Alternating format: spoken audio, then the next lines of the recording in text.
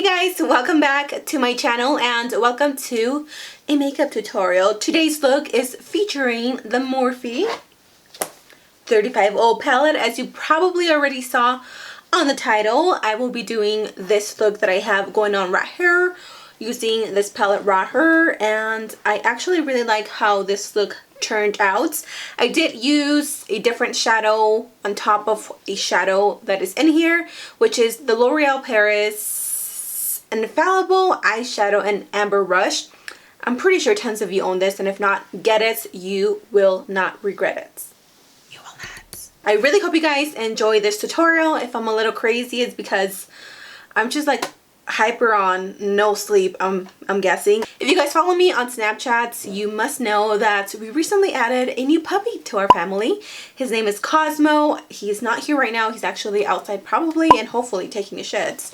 So I will have to show him in another video, but enough rambling. I can't control my mouth today. So enjoy the video and let's get started.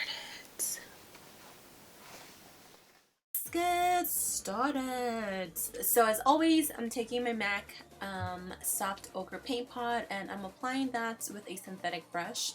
This is, I believe, from Beauty Junkies. Not sure, but I will list it down below. After that, I like to set it just to make sure it doesn't crease, and I like to use the Sexy Mama's pressed powder, and this is by the Balm. So we're gonna move on to the eyeshadow. I'm taking this color right here, and it is the fourth color on the second row. This is obviously the Morphe 35O palette, and I'm applying that on the upper crease, just going back and forth and making sure that I blend till my hands fall off, because ain't nobody got time to have an unblended eyeshadow, right? So now I'm going to be mixing two colors, this color right here and this second color right here. I just didn't want to have a too harsh of a line, I guess. I wanted a little bit of darkness, but not too much, because I wanted it to be a little bit soft. So mixing those two colors and applying it onto the crease.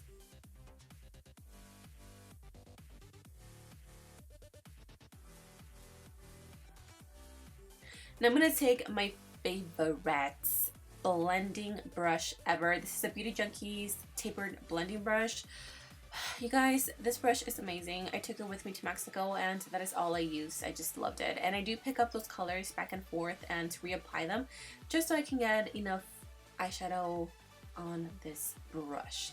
I'm going to pick up that orangey-ish color. It reminds me a lot of Chickadee by Makeup Geek, and I'm applying that to the upper crease. I just wanted to add a pop of orangey-ness onto the lid, so I applied a little bit of that. Now I'm going to apply this shimmery, like pink champagne color, and I'm applying that with a synthetic brush. I did go in afterwards and I actually wet my brush with a setting spray, because it wasn't intense. So I made sure that I applied it all over the crease, and I'm almost doing like a cut crease, but it's a sloppy one. So I'm applying that all over and making sure that I pat it. I'm taking this L'Oreal Infallible eyeshadow, and it is in the color Amber Rush. As you can see, it is a little bit darker than the color that I applied.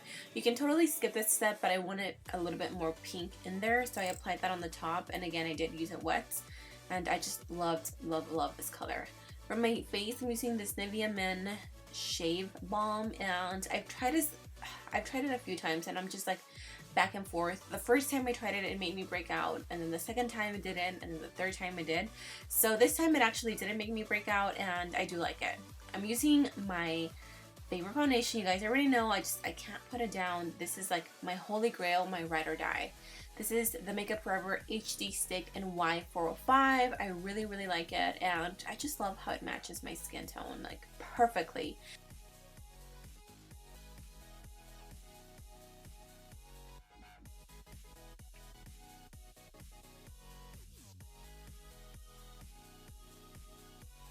I'm going to take my concealer. This is the Age Rewind in Corrective, I believe, and I'm applying that to the areas where I want to correct. Also, I'd like to bring that to the sides of my nose, because I do want to make it seem a little bit smaller and thinner on the sides.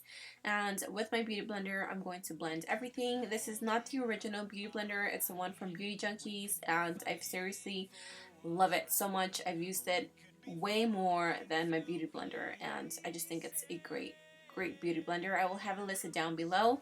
And then after that, I'm going to set my concealer. I'm not going to do any baking today. I just really wasn't feeling it. So I'm taking the RCMA No Color Powder and I'm setting that underneath my eyes just to prevent any creasing.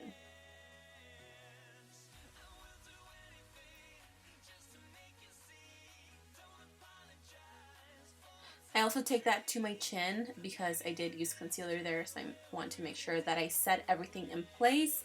If you guys have this powder, let me know what you guys think. I really like it. So after that, I'm taking my Studio MAC pressed powder in NC42. It's a tiny bit dark, but if I use just a tad bit, you really can't tell that much. So I'm applying that. It looks like I'm applying a lot because I go back and forth, but I'm really not pressing it too much into the skin. It's really just going to help me set my foundation. That way when I apply my other powders, it doesn't look patchy. So if you guys have any issues with patchiness, try setting your face. Even if you have dry skin, look for a powder that's great for dry skin and just set your foundation. I'm going to take obviously my favorite bronzer. This is the MAC Mineralized Skin Finish in Deep. I am so close to hitting pan and it's like the worst feeling ever. So I'm applying that to my cheekbones. I'm not doing too much carving or chiseling them out because I will go back into a different color. But this is just more to get a little bit of bronziness onto the face. Now I'm going to take the Kat Von D Face and Light palette, I believe. I can never remember the name, but I'm taking those two colors at the beginning and that's what I'm going to use to contour my cheekbones. This is a Luxie small contour brush. I think it's a 512, and I'm also going to take that to my jawline. I swear this makes such a difference, and I do have a double chin, so I want to make sure that I hide that as much as possible.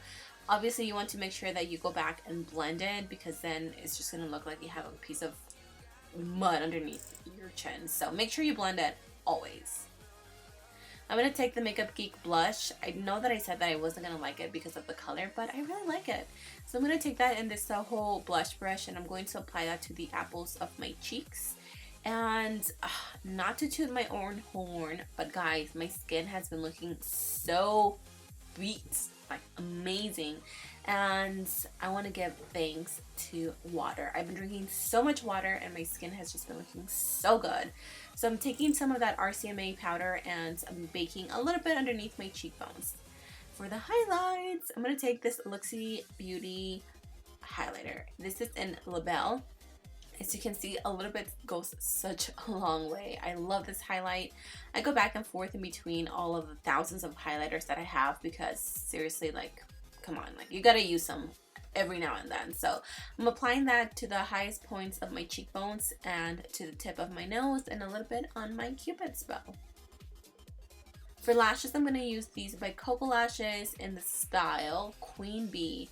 They're my new favorites. And then to the bottom lashes, I'm going to repeat the same steps, taking that first transitional color, applying it there, and then mixing those two colors and applying it on the lower lash line as well. And again, when you're doing the lower lash line, if you want to really blow it out and smoke it out, just make sure that you go back and forth and blend. Now for my lips, I'm taking this Italia lip liner in soft brown and I'm just going to be lining my lips. As always, I do like to overdraw the tops of my lips. This is optional. You don't have to do it if you want to. What? You don't have to do it, but if you want to, go ahead. Ain't nobody judging ya. I'm going to take this Fergie lipstick and I don't remember the name because it's super old, but I will have it listed down below and it is a perfect nude lipstick. For lip gloss, I'm going to use this one by e.l.f. and I really like it. I don't know why, but I've been on a lip gloss kick lately and pretty much that is it. I hope you guys enjoyed this video. Let me know what you think and don't forget to subscribe before you leave. I love you guys and I will see you soon.